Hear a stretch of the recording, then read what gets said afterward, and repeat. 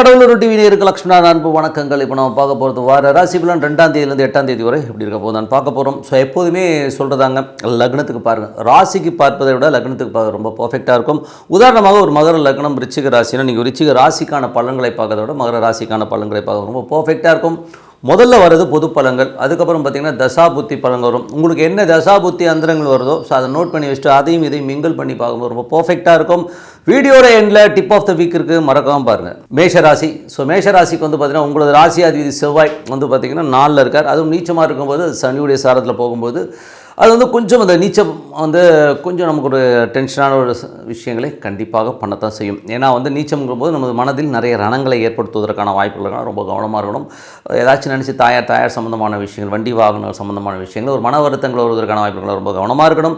அதுவும் வந்து நிலபுலங்கள் சம்மந்தமான விஷயம் கொஞ்சம் கேர்ஃபுல்லாக இருக்கிறது ரொம்ப ரொம்ப அவசியம். அதுக்கப்புறம் பார்க்கும்போது 2 மற்றும் 7ஆம் அதிபதி சுக்கிரன் வந்து பார்த்திங்கன்னா உங்களுக்கு வந்து 10ல் இருக்காருங்க. ஸோ 10ல் இருக்க சுக்கிரன் வந்து தொழில் ரீதியான விஷயங்கள் நல்ல ஏற்றங்கள் வருவதற்கான வாய்ப்பு, புதிய தொழில் வாய்ப்புகள், புதிய பார்ட்னர்ஷிப் சம்பந்தமான விஷயங்கள்லாம் ரொம்ப பர்ஃபெக்டாக இருக்கும். கணவன் மனைவி உறவுகளும் ரொம்ப சிறப்பாக இருப்பதற்கான வாய்ப்புகள் ரொம்ப நல்லா இருக்குது.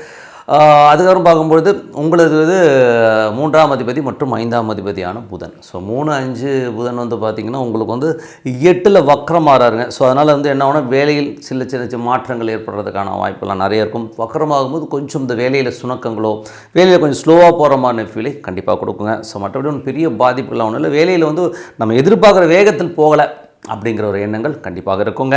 அதுக்கப்புறம் பார்க்கும்போது உங்களுக்கு 7ஆம் அதிபதி சுக்கிரன் வந்து முதலே சொன்ன மாதிரி 10ல் இருக்கும்போது புதிய பார்ட்னர்ஷிப் சம்மந்தமான விஷயங்கள், வியாபாரத்தில் நல்ல ஒரு முன்னேற்றங்கள் வருவதற்கான வாய்ப்புலாம் ரொம்ப நல்லா இருக்குங்க. ஸோ இதில் வந்து பார்த்திங்கன்னா அது வந்து சுக்கிரன் வந்து சூரியனுடைய சாரத்தில் போகிற ஒரு காலகட்டங்க. ஸோ அப்போ என்ன வந்து சூரியன் வந்து உங்களுக்கு வந்து 8ல் இருக்கும்போது கொஞ்சம் கவனமாக இருக்கணுங்க. ஸோ தொழில் ரீதியான விஷயங்களை பேராசைப்பட்டு மற்றவங்க நம்மளை ஏமாத்துறதுக்கான வாய்ப்புகள்லாம் இருக்கிறனால ரொம்ப கவனமாக இருக்க வேண்டிய ஒரு காலகட்டங்கள். அதுக்கப்புறம் பார்க்கும்போது 9ஆம் அதிபதியான குரு. ஸோ 9ஆம் அதிபதியான குரு வந்து 2ல் இருக்கும்போது வெளிநாடு சார்ந்த விஷயம், தந்தை சம்பந்தமான விஷயங்கள் ரொம்ப சிறப்பான பலன்களை கண்டிப்பாக கொடுக்குங்க. பட் என்ன ஒரு விஷயம்னா அது வக்கரமாக இருக்கும்போது அந்த ஸ்பீடு இருக்காதுங்க. நமக்கு வந்து உடனே இப்போ நாளைக்கு வேணும்னா அது கொஞ்சம் ஒரு வாரமோ 10 நாளோ கழிச்சு கிடைக்கும். கொஞ்சம் டிலேடாக கிடைக்கிற மாதிரி ஃபீலை கண்டிப்பாக ஏற்படுத்தும். அதுக்கப்புறம் பார்க்கும்போது உங்களது 10ஆம் அதிபதியான சனி வந்து 11ல் இருக்கும்போது சிறப்பான பலன்கள், நல்ல லாபங்கள் வருவதற்கான வாய்ப்புகள், சில பேருக்கு வந்து இந்த ரகசியமான சின்ன விரயங்கள் ஏற்படுவதற்கான வாய்ப்புகள் நிறைய இருக்குங்க. ஸோ மற்றபடி வந்து ரொம்ப சிறப்பான விஷயங்கள் தான். ஸோ நல்ல விஷயங்கள் நடக்கணும், பிரார்த்தனை அவசியம். இப்போ பார்க்க போகிறது வந்து பார்த்திங்கன்னா தசாபுத்தி பலன்கள். ஸோ தசாபுத்தி பலன்கள் வந்து பார்த்திங்கன்னா மேஷ லக்னமாக இருந்து சூரிய தசாபுத்தி அந்தரங்கள் நடக்கும். சூரியன் 8ல் இருக்காருங்க. ஸோ 8ல் இருந்து சனியுடைய சாரத்தில் போகும்போது ஒரு திடீர் அதிர்ஷ்டங்கள், விபரீத ராஜ யோகங்களை அள்ளி தரதுக்கான வாய்ப்புகள்லாம் ரொம்ப சிறப்பாக இருக்குங்க. ஸோ சின்னதாக லாட்டரி டிக்கெட் வாங்கலாம், இல்லைனா வராத காசு இது வர வந்து ஒரு பெரிய அமௌண்ட் போய் மாட்டிக்கிச்சிங்க வரலைங்கன்னா இப்போ போய்ட்டு உழுக்கும்போது கண்டிப்பாக வருவதற்கான வாய்ப்புலாம் இருக்குது. ஏன்னா வந்து அந்த 8-11 தொடர்பு வந்து திடீர் அதிர்ஷ்டங்கள், விபரீத ராஜ யோகங்களை தருவதற்கான வாய்ப்புலாம் ரொம்ப சிறப்பாக இருக்குது. மேஷ லக்னமாக இருந்து சந்திர தசாபுத்தி அந்தரங்கள். ஸோ சந்திரன் வந்து பார்த்திங்கன்னா சிறப்பான விஷயங்களை விடுங்க. நல்ல ஒரு வெளிநாடு சார்ந்த விஷயங்கள் ரொம்ப சிறப்பாக இருக்கும். வெளிநாட்டில் வேலை இந்த மாதிரி விஷயங்கள் ரொம்ப சிறப்பாக இருப்பதற்கான வாய்ப்புலாம் ரொம்ப நல்லா இருக்குது. நல்ல தொழில் ரீதியான விஷயம், நல்ல ஏற்றங்கள் வருவதற்கான வாய்ப்புலாம் ரொம்ப சிறப்பாக இருக்குங்க. ஸோ அதுக்கப்புறம் பார்க்கும்போது மேஷ லக்னமாக இருந்து செவ்வாய் தசாபுத்தி அந்த செவ்வாய் வந்து 1 8ஆம் அதிபதி 4ல் நீச்சமாகும்போது தாயார் சார்ந்த உறவுகளால் ஒரு மனக்காயங்கள், வண்டி வாகனால வந்து கொஞ்சமாக ஒரு மன வருத்தம் வருவதற்கான வாய்ப்புகள், பார்த்து வண்டி ஓட்டணும் ஓகேங்களா. ஸோ அதெல்லாம் கொஞ்சம் கேர்ஃபுல்லாக இருந்துக்குங்க. அதுக்கப்புறம் பார்க்கும்போது மேஷ லக்னமாகுது ராகு தசாபதி. ராகு வந்து 12ல் இருந்து 11ஆம் அதிபதியோட நட்சத்திர சார பரிமாற்றங்கள், அதாவது நட்சத்திர பரிவர்த்தனையும் சொல்லுவோம். ஸோ அப்போ வந்து மறைமுகமாக நல்ல லாபங்கள் வருவதற்கான வாய்ப்பு, டைரெக்டாக இருக்காது பட் மறைமுகமாக திடீர் லாபங்கள் வருவதற்கான வாய்ப்புலாம் ரொம்ப சிறப்பாக இருங்க. மேஷ லக்னமாக இருந்து குரு தசாபுத்தி அந்தரம்னா குரு வந்து பார்த்திங்கன்னா உங்களுக்கு 2ல் இருக்கும்போது வெளிநாடு சார்ந்த விஷயங்கள் நல்ல ஒரு ஏற்றங்கள் வருவதற்கான வாய்ப்பு. அது மட்டும் இல்லாமல் அப்பா சார்ந்த உறவுகள் வந்து சிறப்பான பலன்களை கண்டிப்பாக கொடுக்குங்க. ஸோ மேஷ லக்னமாக இருந்து சனி தசாபுத்தி அந்தரங்கள். சனி வந்து 11ல் இருந்து ராகுடைய சாரத்தில் இருக்கும்போது கொஞ்சம் அந்த நட்சத்திர பரிவர்த்தனை இருக்கும்போது நிறைய லாபங்கள் வர மாதிரி இருந்தாலும் சின்னதாக ரகசியமாக செலவு யாருக்கும் தெரியாமல் செலவுகள் பண்ணுற மாதிரியான விஷயங்களை கண்டிப்பாக கொடுத்துருங்க. அதுக்கப்புறம் பார்க்கும்போது மேஷ லக்னமாக புதன் தசாபுத்தி அந்தரங்கள். புதன் வந்து பார்த்திங்கன்னா உங்களுக்கு 8ல் இருக்கார், வக்கரமாக இருக்கார். ஸோ அதனால் வந்து வேலை சம்மந்தமான விஷயம் நிறைய மாற்றங்கள் எதிர்பார்த்துட்டு இருப்பீங்க. பட் இருந்தாலும் அந்த வேகமாக அந்த மாற்றங்கள் ஏற்படுவதற்கான வாய்ப்புகள் கொஞ்சம் கம்மியாக இருக்கும். கொஞ்சம் ஸ்லோவாக போகிற மாதிரி ஃபீல் கண்டிப்பாக கொடுத்துருங்க. கொஞ்சம் கவனமாக இருக்கணும். வேலை சம்மந்தமான விஷயங்கள் இருக்கவங்க கொஞ்சம் விழிப்பாக இருக்கணும். ஏன்னா போட்டு கொடுக்குறது இந்த மாதிரி விஷயங்கள் இருக்கணும். கொஞ்சம் கேர்ஃபுல்லாக இருக்கணும். ஒரு காலகட்டங்கள் கடன் சம்மந்தமான விஷயங்கள் கொஞ்சம் கேர்ஃபுல்லாக இருக்கணுங்க. மேஷ லக்னமாக கேது தசாபுத்தி. 6ல் உள்ள கேது வந்து சூரியனுடைய சாரத்தில் போகும்போது பிள்ளைகள் ஸோ குழந்தைகள் சம்மந்தமான விஷயங்களில் வந்து கொஞ்சம் செலவுகள் வருது, கொஞ்சம் அவங்களுக்காக கொஞ்சம் அபிவிருத்தியான விஷயங்கள் பண்ணும்போது கொஞ்சம் வந்து நமக்கு சிரமங்களை ஏற்படுத்துறதுக்கான வாய்ப்புகள் நிறைய வேலையில் இருப்பவர்களுக்கு வந்து பார்த்திங்கன்னா ரொம்ப கவனமாக இருக்கணும். ஸோ வேலையில் வந்து சின்ன சின்ன ஸ்ட்ரெஸ்ஸஸ் வருவதற்கான வாய்ப்புகள், ஏன்னா கேது வந்து சூரியனுடைய சாரத்துலேருந்து சூரியன் 8ஆம் இடத்தில் இருக்கும்போது கொஞ்சம் கவனம் தேவை. குழந்தைகளிடம் கொஞ்சம் தர்க்கங்கள் ஏற்படுறதுக்கான வாய்ப்புலாம் ரொம்ப கேர்ஃபுல்லாக இருக்கிறது காலகட்டங்க. ஸோ தசாபுத்தி பலங்களில் வந்து அடுத்தது பார்க்கும்போது சுக்கிர தசாபுத்தி. ஸோ மேஷ லக்னமாக வந்து சுக்கிர தசாபுத்தி வந்தனால சுக்கிரன் வந்து பார்த்திங்கன்னா உங்களுக்கு 10ல் இருந்து அது வந்து சூரியனுடைய சாரத்தில் இருந்து ரொம்ப கவனமாக இருக்கணும். தொழில் ரீதியான விஷயங்கள் வந்து 8ல் உள்ள கிரகம் வந்து நம்மளை வந்து நிறைய பேராசை ஏற்படுத்தி கொஞ்சம் பிரச்சனைகளை ஏற்படுத்துவதற்கான வாய்ப்பு ரொம்ப கேர்ஃபுல்லாக இருக்கின்ற ஒரு காலகட்டங்க. ஸோ எதுவரை இருக்கணும் அப்படின்னும்போது இந்த கார்த்திகை மாதம் வரை கொஞ்சம் கேர்ஃபுல்லாக இருக்கணும். சூரியன் வந்து 8ல் இருக்கும். ஸோ அப்போ வந்து கேர்ஃபுல்லாக இருங்க. அதுக்கப்புறம் எல்லாமே சிறப்பாக நடப்பதற்கான வாய்ப்பு ரொம்ப நல்லாயிருக்கு. ஸோ நல்ல விஷயங்களாக இருக்கணும். ஒரு பிரார்த்தனை அவசியம். மனதார இறைவனை பிரார்த்தனை பண்ணும்போது அது உள்ளுக்குள்ளே வந்து இறைவன் வந்து உள்ளே இருக்கிறதா நினச்சி பண்ணும்போது சிறப்பான பலன்களை கொடுக்குங்க. ஸோ இப்போ பார்க்க போகிறது tip of the week. So tip of the வீக்கில் இப்போ நம்ம பார்க்க போகிறது என்னென்னா ஜோதிடம் உண்மையாக. ஏன்னா வந்து இப்போ வந்து நிறைய கான்ட்ரவர்சிஸ் இருக்குது.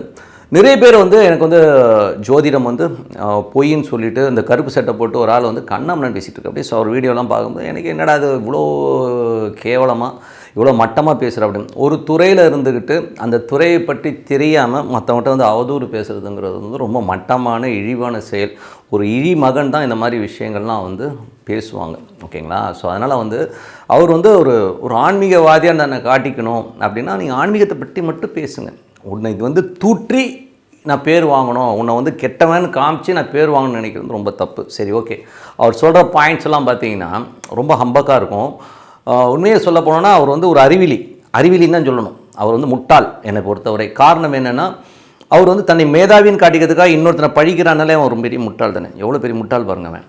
ஸோ அந்த மாதிரி ஒரு ஆள். ஸோ எதுக்காக சொல்ல வரேன்னா ஒரு ஜோதிடம்ங்கிறது உண்மையாக பொய்யா அதுக்கு வருவோம் முதல்ல. ஸோ ஜோதிடம் உண்மையாக பொய்யானும் போது எவ்வளோ பேர் பெரிய பெரிய தலைவர்களே பார்த்துட்டோம். ஏன்னா சாமி இல்லைன்னு சொன்னவர் கடைசியில் மஞ்சத்தொட்டு போட்ட கதையெல்லாம் நம்மக்கிட்ட இருக்குது. ஓகேங்களா? மஞ்சத்தொட்டு போட்டது அவங்க ஃபேமிலி ஆளுங்க. நான் வந்து தீகாவை பற்றி பேசலை, வேறு ஒருத்தர் சாதாரணமாக பேசுகிறேன். ஓகேங்களா? நான் வந்து எந்த வித கட்சியை சார்ந்தவனும் கிடையாது, அதுக்காக சொல்கிறேன். பட் ஏன்னா நிறைய சாமி இல்லைன்னு சொன்னோம், கடைசியில் வந்து குடும்பத்தோடு போய் சாமி கும்பிட்டது, மறைமுகமாக சாமி கும்பிட்டது எல்லாமே இருக்குது. ஏன்னா நமக்கு மேலே ஒரு பவர்ஸ் இருக்குங்கிறது உண்மையான விஷயம். இது ஒரு சயின்ஸ். நீங்கள் வெஸ்டர்ன் அஸ்ட்ராலஜியில் போனீங்கன்னா, வெஸ்டர்ன் அஸ்ட்ராலஜியில் வந்து போனீங்கன்னா இந்த கேபி சிஸ்டம், கிருஷ்ணமூர்த்தி பദ്ധதி சிஸ்டமாக இருக்கட்டும், ஏகப்பட்ட நமது பாரம்பரிய பராசரர் முறையில் இருக்கிற ஜோதிட சிஸ்டமாக இருக்கட்டும், எல்லாமே பர்ஃபெக்டாக ஒர்க் ஆகுதுங்க. எப்படி ஒர்க் ஆகுதுன்னா நாங்கள்லாம் வந்து ப்ரூவன் டீட்டெயிலில் வந்து நாங்கள் கையில் வச்சுருக்கோம். யார் வேணால் எப்போ வேணால் வரலாம். என் குருநாதர் ஜிகே அவர்கிட்டலாம் போனீங்கன்னு வைங்களேன், கிட்டத்தட்ட வந்து ஒரு 10 லட்சம் ஜாதகத்துக்கு போடுவார். ஒரு 10 லட்சம் ஜாதகம் கொஞ்சம் யோசிச்சு பாருங்கள். 1-2 அவ்வளோ ஜாதகம் ஆராய்ச்சி பண்ணி ஒவ்வொரு டேட்டா பேஸோடு எங்ககிட்ட டீட்டெயில் இருக்குது. ஒரு கணவன் மனைவி இப்படி தான் இருப்பாங்கன்னா இந்த ப்ராப்ளம் தான் இருக்கணும், இந்த ப்ராப்ளம் தான் இருக்கும். அதில் வந்து எந்த மாற்றமும் இல்லை. அதே மாதிரி ஒருத்தனுடைய தசாபுத்தி அந்தரங்கள் வந்து தப்பாக இருக்குன்னா இந்த மாதிரி விஷயங்கள் இப்படி தான் நடக்குங்கிறதையும் நான் உண்மையாக சொல்லியிருக்கோம். அதே மாதிரி வந்து பரிகாரங்கள் வந்து 100% எல்லாத்துக்கும் பரிகாரம் கிடையாதுங்கிறதும் நம்ம தெளிவாக சொல்லியிருக்கோம். ஒரு 30% இதுக்கு தான் பரிகாரங்கள் இருக்குது. அந்த பரிகாரங்கள் வந்து ஒரு நாமினலான விஷயங்களில் வந்து நம்ம பண்ணும்போது கண்டிப்பாக அந்த பரிகாரம் ஓகே ஆகுது. ஸோ ஜோதிடம் உண்மையான ஜோதிடம் கண்டிப்பாக உண்மை. நீங்கள் ஒரு கோயிலுக்கு போய் பாருங்கள், அந்த கோயிலில் வந்து கட்டினவன் முட்டாளா?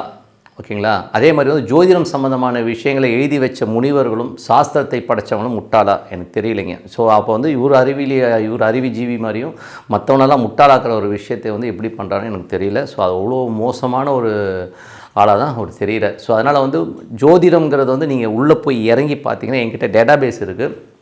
ஒவ்வொரு விஷயம் பட்சி சாஸ்திரங்கிறது வந்து எவ்வளோ பர்ஃபெக்டாக ஒர்க் பண்ணுதுங்கிறத என்னால் ப்ரூவ் பண்ண முடியும். நானும் ஒரு 30 வருஷமாக வந்து இதில் வந்து நான் ஆராய்ச்சி பண்ணியிருக்கேன். அவ்வளோ பர்ஃபெக்டாக ஒர்க் ஆகும்.